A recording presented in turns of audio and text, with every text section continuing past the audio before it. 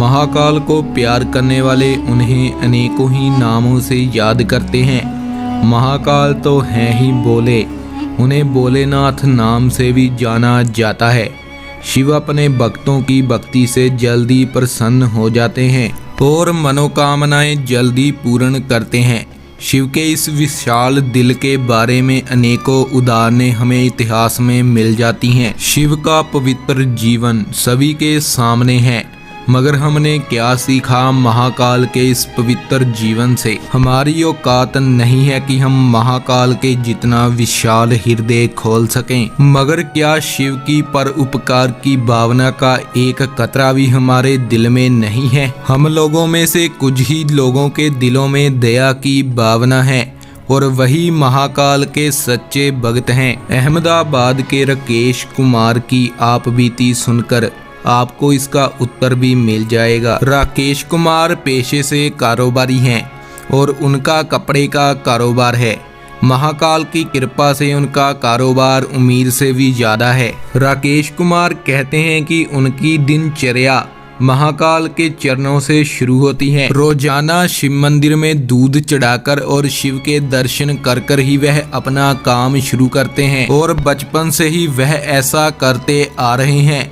आज उनकी आयु 40 वर्ष की हो चुकी है। राकेश जी कहते हैं कि महाकाल के प्रति स्नेह और श्रद्धा की भावना उनके दिल में घर कर गई है।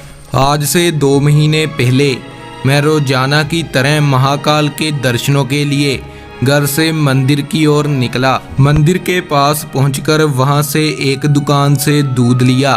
वहां से मैं रोजाना दूध लेता था। मैं रोजाना देखता रहता था। एक आदमी जो देखने में बहुत ही गरीब लगता था उसी दुकान के बाहर बैठा सब कुछ देखता रहता था, मगर उसने कभी भी कुछ मांगा नहीं, क्योंकि मुझे भीख मांगने वालों से सख्त नफरत थी। मैं रोजाना उस व्यक्ति को देखता था और बाद में शिवलिंग पर दूध चढ़ाने चला जाता था, जो कि हमारी पुरातन मर्यादा है। मैं मंदिर गया, पूजा की और फिर वापस आ गया। अगले दिन जब मैं फिर मंदिर गया तो वह व्यक्ति और वही व्यक्ति रोजाना की तरह उसी दुकान के बाहर बैठा था। मैंने वहां से दूध लिया और फिर मंदिर की ओर बढ़ा। तभी वह आदमी एकदम से मेरी तरफ आया और मुझसे दूध मांगने लगा। गुस्से में आकर मैंने उसे दूध देने से मना कर दिया और मैंने कहा कि यह दूध शिव के लिए है और मैं तुम्हें यह क्यों दूं? तुम यहाँ से भाग जाओ, मुझे पूजा के लिए देरी हो रही है। यह सुनकर वह व्यक्ति चुपचाप वहां से चला गया। अगले दिन भी उस व्यक्ति ने ऐसा ही किया और जब फिर चौथे दिन वह व्यक्ति फिर ऐसे करने लगा तो मैंने उसे बहुत बुरा भला कहा। अंत वह मुस्कुराकर वहां से यह कहकर चल दिया कि मैं भी शिव के लिए ही दूध मांग रहा था। मैंने उसे इग्नोर किया और मंदिर की तरफ चल दिया। जब मैंने मंदिर के अंदर प्रवेश किया तो मैंने क्या देखा कि दूध तो काला पड़ चुका था। मुझे कुछ भी समझ नहीं आया। मैं वापस दुकान पर गया और कहा कि तुमने मुझे खराब दूध दे दिया है। तो दुकानदार ने उसी वक्त वह दूध बदलकर मुझे और दूध दिया और वह दूध सफ़ेद था।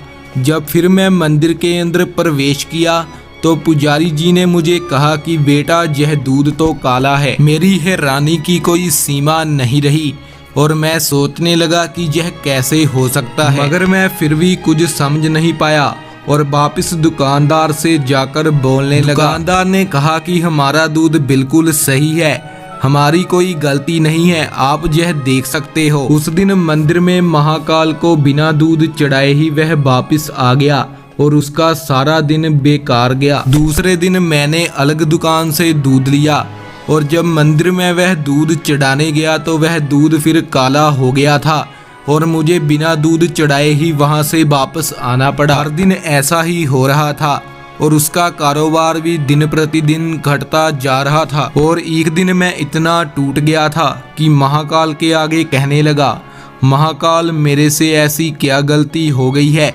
जिसका न आप मुझे अपने से दूर कर रहे हो। उस दिन वैराग्य में मैं बहुत रोया और अगले दिन फिर सुबह दूध लेकर मंदिर पहुंचा। मंदिर पहुंचते ही वह दूध फिर काला पड़ गया था। यह देखकर मैं वापस मुड़ ही रहा था कि मुझे वह गरीब व्यक्ति मिला और मुझसे वापस वह दूध मांगने लगा। उस व्यक्ति को एकदम से देखकर मेरे दिमाग में यह प्रश्न आया कि जो कुछ भी हो रहा है इसी व्यक्ति के कारण ही हो रहा है, और मैंने बिना सोचे समझे उसे वह दूध दे दिया। मैं भी चुपके से उसके पीछे चलता गया और देखने लगा कि वह उस दूध के साथ क्या कर रहा है। तब मैंने देखा कि उस व्यक्ति ने उस काले पड़ चुके दूध में से थोड़ा दूध अपने थैले में डाला और बाकी दूध को एक साफ बर्तन में डालकर मंदिर की ओर चल दिया। मंदिर पहुंचते ही उसने वह दूध पुजारी जी को दिया। पुजारी जी ने जब वह दूध शिवलिंग पर चढ़ाया तो वह काला पड़ चुका दूध अचानक से सफ़ेद हो गया। यह देखकर मैं हैरान रह गया था।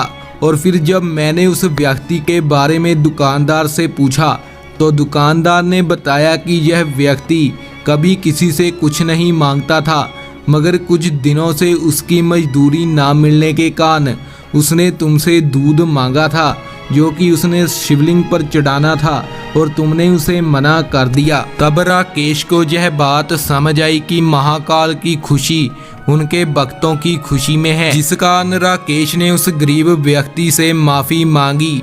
यह भी महाकाल की ही लीला थी। राकेश के उस व्यक्ति से माफी मांगने के बाद जब वह वापस दूध लेकर मंदिर गया तो वह दूध सफेद ही रहा। आखिर महाकाल को अपना वह गरीब भक्त ही प्यारा था, क्योंकि मेरा चढ़ाया हुआ दूध मेरे मन की तरह काला पड़ जाता था और जब वह दूध उस व्यक्ति ने शिवलिंग पर चढ़ाया तो वह सफेद हो गया। आखिर राकेश कहते हैं कि कण कण में महाकाल का वास है, वह किसी भी रूप में आपकी परीक्षा लेने आ सकते हैं। हमें जरूरत है अपने हृदय को विशाल करने की, जरूरतमंद की जरूरत पूरी करना और उसे खाने को देना ही हमें सच्ची भक्ति सिखाता है। क्या हमारे पास इतना भी नहीं है कि हम किसी गरीब का पेट भर सकें? इतना तो हम सबके पास होगा। याद रखना, महाकाल आपकी भी परीक्षा जल्द से जल्द ले सकते हैं। जय महाकाल। दोस्तों, अगर आपको यह वीडियो अच्छी लगी हो तो वीडियो को लाइक, शेयर और चैनल को सब्सक्राइब करना ना भूलें। अगर आप भी हो महाकाल के भक्त तो नीचे दिए गए कमेंट बॉक्स में जय महाकाल लिखना ना भूलें। धन्यवाद।